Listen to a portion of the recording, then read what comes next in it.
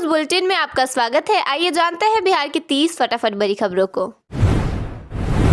सम्राट चौधरी ने बिहार के 24वें मुख्यमंत्री के रूप में शपथ ली। शपथ ग्रहण के बाद उन्होंने नीतीश कुमार के पैर छूकर उनका आशीर्वाद लिया। वहीं जेडीयू की ओर से विजय चौधरी और विजेंद्र यादव को डिप्टी सीएम बनाया गया है।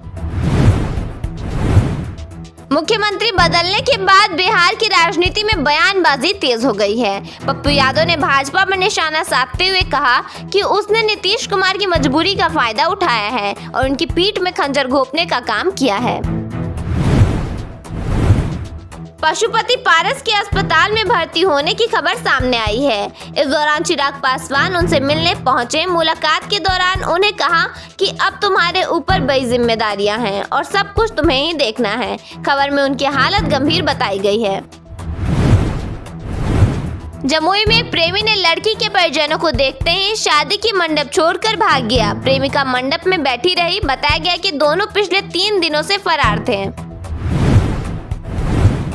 थानेदार अभिषेक रंजन पर 17 साल में 50 करोड़ रुपए कमाने का आरोप लगा है। बताया गया कि डील के बाद वह चाय की दुकान पर पैसे रखवाता था। साथ ही उसे ताज होटल में ठहरने और महंगे मोबाइल रखने का भी शौक था।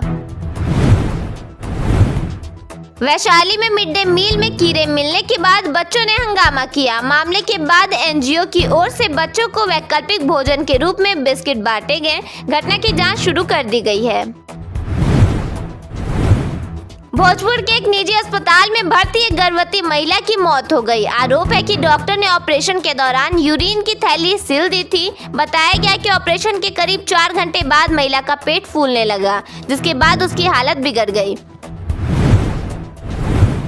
मुंगेर में बीपीएससी परीक्षा से पहले सॉल्वर गैंग के 21 सदस्यों को गिरफ्तार किया गया है। बताया गया कि यह गिरोह परीक्षा का प्रश्न पत्र लीक करने की साजिश में लगा था। पुलिस मामले की जांच में जुटी है।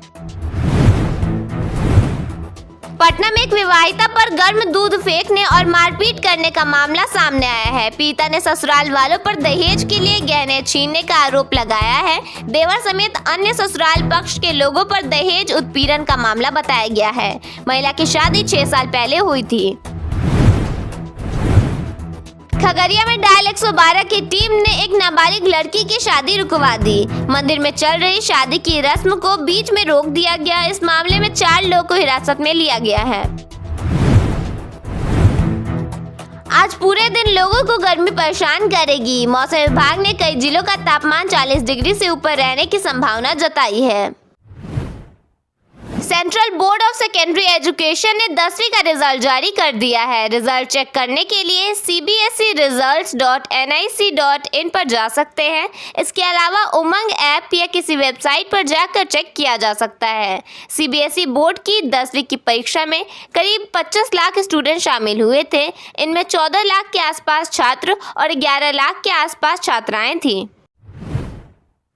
बिहार में अप्रैल के महीने में ही भीषण गर्मी ने लोगों की परेशानी बढ़ा दी है। तेज धूप और शुष्क पछुआ हवाओं के कारण राज्य का तापमान तेजी से बढ़ रहा है। भभुआ सबसे गर्म जिला रहा, जहां पारा 39.9 डिग्री सेल्सियस दर्ज किया गया।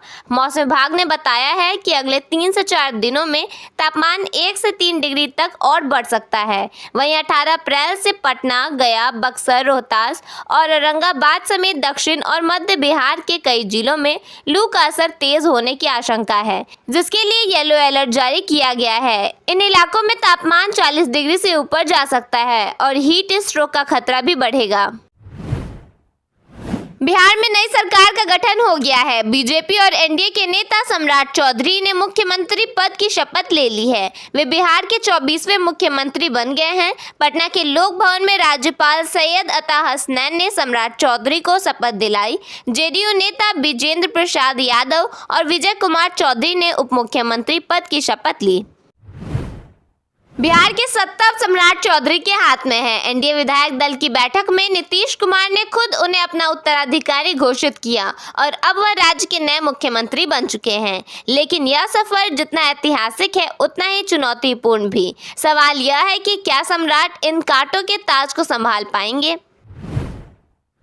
बिहार में सत्ता परिवर्तन के बाद पूर्व मुख्यमंत्री नीतीश कुमार ने नए मुख्यमंत्री सम्राट चौधरी को भावुक बधाई दी है। शपथ लेते ही उन्होंने सम्राट चौधरी के नेतृत्व पर पूरा भरोसा जताते हुए कहा कि उनके नेतृत्व में बिहार देश का नंबर 1 राज्य बन सकता है। उप मुख्यमंत्री बनने के बाद विजय चौधरी ने कहा कि यह जिम्मेदारी उन्हें नीतीश कुमार के भरोसे की वजह से मिली है। उनके जैसा कोई दूसरा नेता नहीं हो सकता।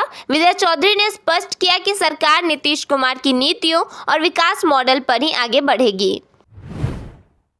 तेजस्वी यादव ने सोशल मीडिया प्लेटफॉर्म एक्स पर सम्राट चौधरी को उनकी उस पुरानी प्रतिज्ञा की याद दिलाई जिसमें उन्होंने नीतीश कुमार को मुख्यमंत्री पद से हटाने की कसम खाई थी।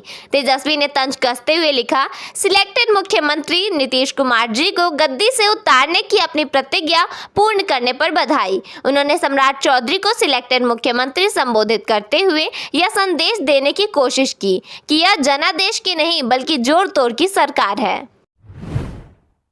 बिहार के नए मुख्यमंत्री सम्राट चौधरी ने पद संभालते ही अपनी प्राथमिकताएं साफ कर दी हैं। शपथ लेने के बाद पहली बार मीडिया से बातचीत में उन्होंने स्पष्ट कहा कि राज्य में विकास का पहिया नरेंद्र मोदी और नीतीश कुमार के मॉडल पर ही आगे बढ़ेगा। उन्होंने राज्य की समृद्धि का संकल्प दोहराते हुए कहा कि जिस रास्ते पर बिहार ने पिछले 2 दशकों में सुशासन और स्थिरता की नींव रखी है, उसी पैटर्न को और अधिक मजबूती दी जाएगी। बिहार के स्मार्ट मीटर उपभोक्ताओं के लिए राहत भरी खबर है। अब उपभोक्ता अपने स्मार्ट मीटर को प्रीपेड या पोस्टपेड किसी भी मोड में चलाने का विकल्प खुद चुन सकते हैं।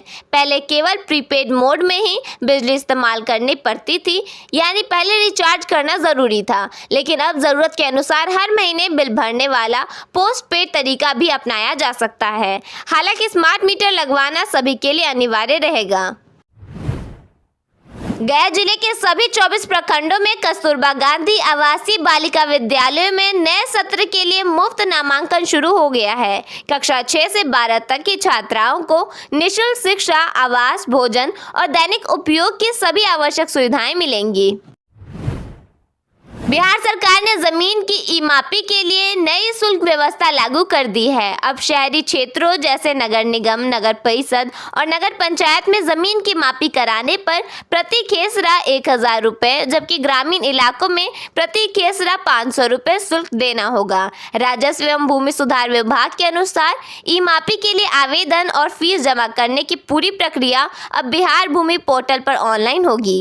इससे लोगों को सरकारी दफ्तरों के चक्कर नहीं लगाने पड़ेंगे और वे घर बैठे ही आवेदन, भुगतान और प्रक्रिया की जानकारी ले सकेंगे। सरकार का कहना है कि इस नई डिजिटल व्यवस्था से जमीन मापी का काम पहले से ज्यादा आसान, तेज और पारदर्शी होगा। साथ ही जमीन विवाद कम करने में भी मदद मिलेगी। बिहार के नए मुख्यमंत्री सम्राट चौधरी शपथ लेते ही काम में जुट गए। सचिवालय पहुंचकर उन्होंने कार्यभार संभाला और अधिकारियों के साथ पहली बैठक में साफ कर दिया कि उनकी सरकार तेज काम, जवाबदेही और समय पर विकास योजनाओं को पूरा करने पर जोर देगी। पप्पू यादव ने विजय कुमार सिन्हा के बयान का जिक्र करते हुए कहा कि कमांडर के आदेश जैसी बातें पार्टी के अंदर मतभेद को दिखाती हैं। उन्होंने कहा कि इससे संकेत मिलता है कि सम्राट चौधरी को मुख्यमंत्री बनाने पर पार्टी में पूरी सहमति नहीं थी। पप्पू यादव ने आरोप लगाया कि बीजेपी ने नीतीश कुमार की मजबूरी का फायदा उठाया। उन्होंने कहा कि नीतीश कुमार के स्वास्थ्य को मुद्दा बनाकर यह फैसला लिया गया, जो राजनीतिक रूप से सही नहीं है। उन्होंने यह भी दावा किया कि बिहार की जनता जानना चाहती है कि नीतीश कुमार कुछ समय और मुख्यमंत्री बने रहें। उन्होंने यह भी दावा किया कि बिहार की जनता चाहती है कि नीतीश कुमार कुछ समय और मुख्यमंत्री बने रहें।